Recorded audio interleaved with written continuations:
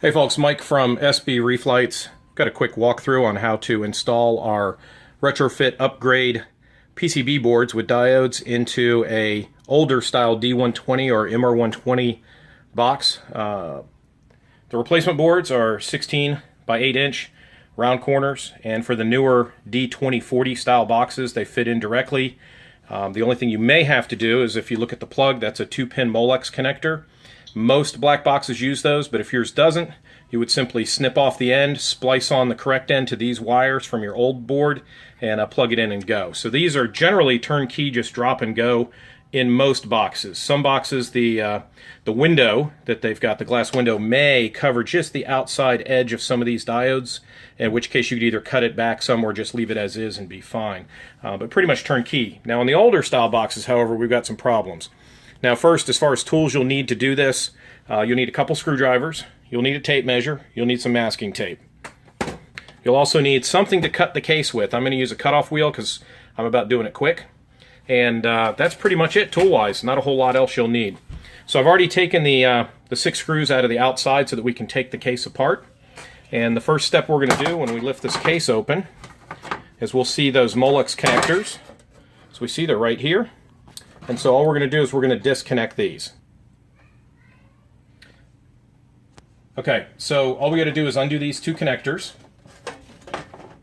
Now, one thing you got to try to remember is which side was blue and which side was white.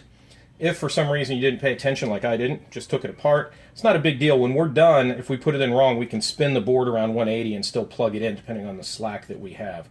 So we'll determine that later which way is the right direction. But at this point, we're done with the lid.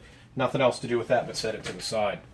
We've got 4 screws inside. Some will have 6, some will even have 8. But once you've undone all those 4 screws, which I've already done, this board pulls straight out. And we are now done with this because it does have the correct connectors on it. And so now this is where we're going to do our work. Now if you look inside here, obviously this hole is nowhere close to the amount of space that this diode layout is going to need. And so what we're going to do is we're actually going to cut all but about 1/8 of an inch all the way around, and that's going to get rid of all of this stuff in the middle, including the glass. The mounting rails for the old board will disappear. As you'll see in a second, we won't need mounting rails because our new board is actually going to fit right along this seam on the inside, and that's going to prevent it from going any lower regardless. As far as the fit, it is going to be snug, and I'll show you here real quickly. This is going to go in. As you can see, it literally has to be almost forced in to get it to go in. I got it in a little bit of an angle here. Let me pull it back out just a tad. There we go.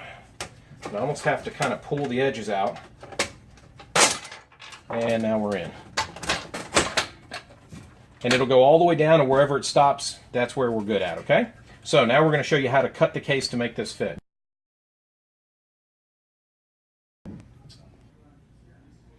Okay, what I've done now is flip the case over, and I just put some tape on here to make it easier to see my lines so that I can cut straight as opposed to black on black.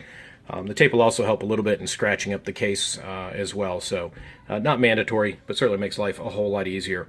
And I'm now going to run out in the garage real quick, and I'm going to cut this. Now what's important is that we leave a little bit of a gap here. It's better for you to leave a little too much than too little, because remember, that glass has to sit in there, and we're going to silicone that new piece of glass in later, okay?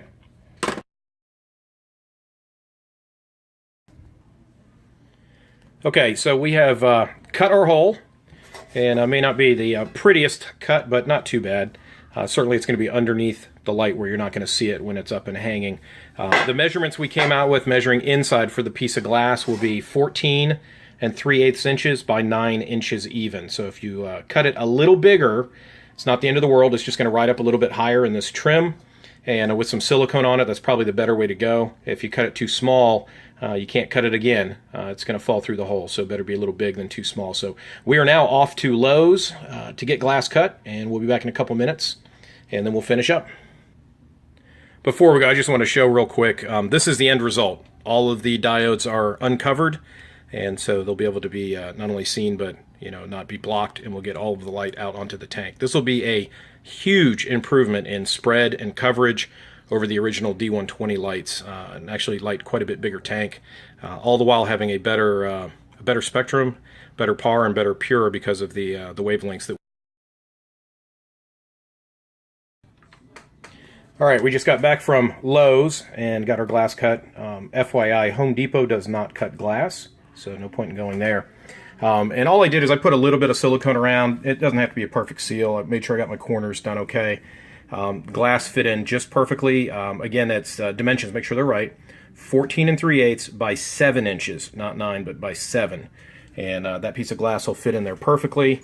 And that's it. So now we're going to put the board in. And the new board is right here. And these optics are removable, so just make sure they're all nice and tight before you flip them over. Get one more loose.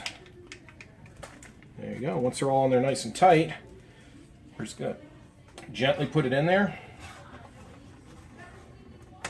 Again, it's kind of a tight fit, so we'll try to pop it in without knocking any of the diodes off.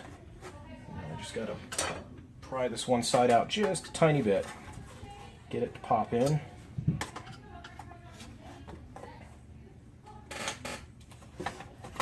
There we go. Then we'll just slowly push it in.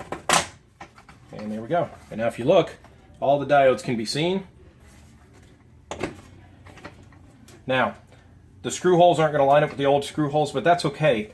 Those screw holes are going to hold everything together while we're shipping the boxes from China. This isn't going to be moving around over your tank, so really not the end of the world. And of course, all the components are going to hold them in place. So now we bring the board back up.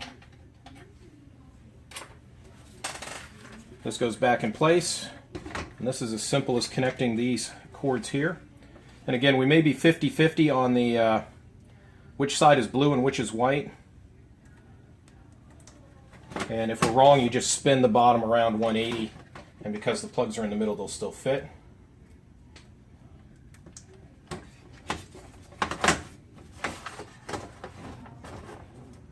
And now we just have to put these 6 screws back in.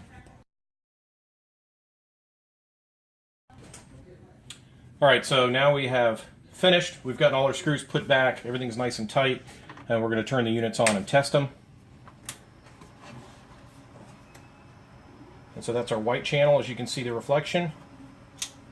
And then we'll try the other channel. We're going to make sure that works. As you can see, that dims, gets brighter, dimmer, and both on together. And you can see all the diodes are easily, let me turn it down just a little bit there. Oops, back on, there we go. So you can see it a little better. But you can see none of the diodes are covered. We've got enough meat left. We've got a new plate of glass, which by the way was only $3.69 cut at Lowe's. And we are back in business. The only thing I have to do now is let the silicone dry overnight before we move the light around.